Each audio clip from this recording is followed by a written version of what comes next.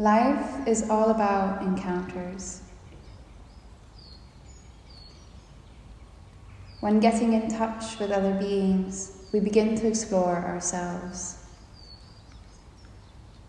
Growth and connections start.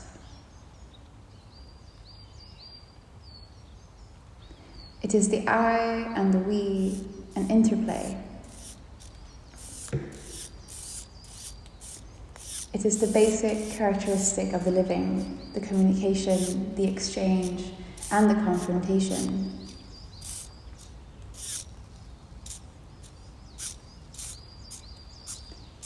To feel alive, it needs confirmation and recognition by others. If we transfer this possibility of encounter to nature, a completely new field of experience opens up.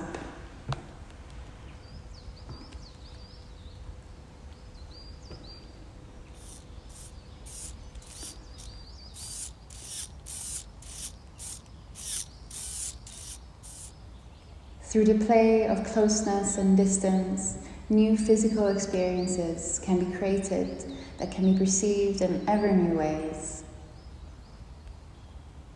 The physical connection expands into an emotional one. As with any encounter, it will stick to you for longer or shorter, maybe just a moment, and maybe for a lifetime.